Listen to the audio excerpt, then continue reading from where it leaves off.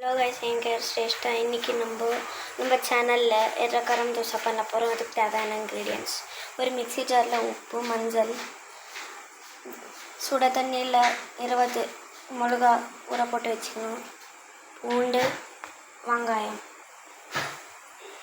அதுக்கப்புறம் அது மேலே போடுறதுக்கு ஆலு ஃபில்லிங். இதுக்கு நம்மளுக்கு தேவையானது குக்கரில் ஒரு 5 சவுண்டு வர வரைக்கும் ஆலு வேக வச்சுக்கணும். இதுதான் கைஸ் நம்ம வேக வச்ச ஆலு. இதுக்கப்புறம் நம்ம எர்ரக்காரமாக அரைச்சிக்கணும். நம்ம ஃபர்ஸ்ட் காட்டுற இன்க்ரீடியன்ட்ஸ் எல்லாத்தையுமே இந்த மாதிரி அரைச்சிக்கணும். அதுக்கப்புறம் கொதிக்கிற எண்ணெயில் தாளித்து கொட்டுறதுக்கு தேவையான இன்க்ரீடியன்ட்ஸ் எல்லாம் போட்டுக்கோங்க.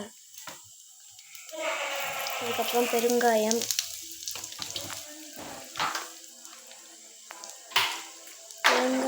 போட்டதுக்கப்புறம் இந்த மாதிரி பபிள்ஸ் வரணும். அப்போ தான் உங்கள் ஆலு ஸ்டஃபிங் ரொம்ப நல்லா டேஸ்டியாக வரும். ஸோ இதுக்கப்புறம் நம்ம சில்லி ஆனியன் போட போகிறோம். ஃபஸ்ட்டு கருவேப்பிலை, ஆனியன், அதோடவே சில்லி இருக்குது. அதை ஒரு 2 மினிட்ஸ் நல்லா வதக்கிக்கணும். நீங்கள் இந்த மாதிரி காட்டின மாதிரியே வதக்கிக்கோங்க. அப்போ தான் உங்களுக்கு நல்ல ப்ரெஷர் வரும்.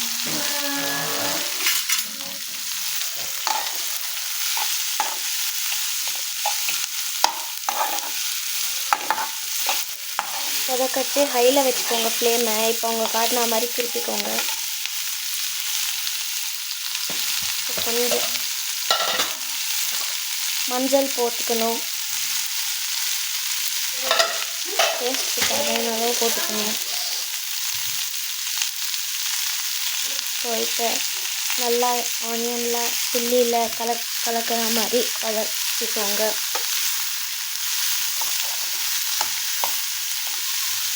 கலர் நல்லா மிக்ஸ் ஆகணும். அப்போ தான் நம்ம ஆலு நேச்சுரலாக தெரியும். எண்ணெய் கொஞ்சம் போட்டுக்கோங்க நடுவில். ஸோ அப்போ உங்களுக்கு அந்த மேஷ்ட் ஆலு போடுறது கொஞ்சம் நல்லாயிருக்கும் டெக்ஸ்சர். இல்லைன்னா ரொம்ப கெட்டியாயிடும், கலக்கவே முடியாது, கஷ்டமாக இருக்கும். இந்த மாதிரி வதக்கிட்டதுக்கப்புறம் நம்ம பக்கத்தில் வச்சுட்டு உப்பு போட்டுக்கணும். உப்பு போட்டதுக்கப்புறம் திருப்பியும் வதக்கிக்கணும்.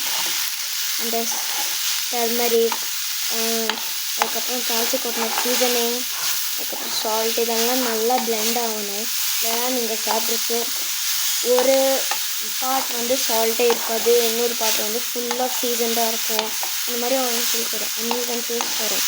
அதனால நீங்கள் இந்த மாதிரி நல்லா வதக்கினீங்கன்னா ஒன்று இந்த மாதிரி ஒன்று அந்த மாதிரி நீங்கள் தோசை சுடுறச்சு ஒரு தோசையில் உப்பு இல்லாமல் ஒரு தோசையில் அதிகமாக உப்பு இருக்கிற மாதிரி வராமல் நீங்கள் அதை நல்லா வதக்கிட்டீங்கன்னா உங்கள் தோசை ரொம்ப டேஸ்டியாக இருக்கும்.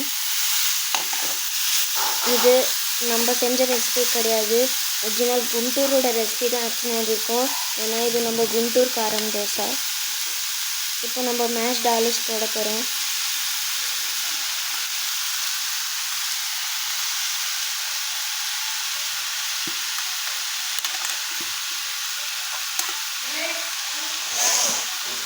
இப்போது அந்த ஆலூஸை நல்லா மேஷ் ஆனது போட்டுண்டு ஒரு வாட்டி வதக்கிக்கணும். இந்த மாதிரி நல்லா வதக்கினதுக்கப்புறம் ஆல்ரெடி நான் சொன்ன மாதிரி இப்போது இதெல்லாம் நல்லா கலக்கலைன்னா இதில் ஒரு ப்ராப்ளம். ஸோ அந்த ஆலு கலக்கலைன்னா ஒன்று அன்சீசன்டாக இருக்கும், ஒன்று வெறும் ஆலு சாப்பிட்ட மாதிரி இருக்கும், ஒன்று ரொம்ப சீசன்டாக இருக்கும். ஸோ இதுதாங்க நம்மளோட தோசையை நல்லா கல்லில் சுட்டுண்டு நம்ம அரைச்சி வச்ச எர்ரக்காரம். இதுதான் நம்ம எர்ரக்காரம், நம்ம அரைச்சி வச்ச எர்ரக்காரம். கொஞ்சம் நேரம் சூடாக வர வரைக்கும் வெயிட் பண்ணுங்க.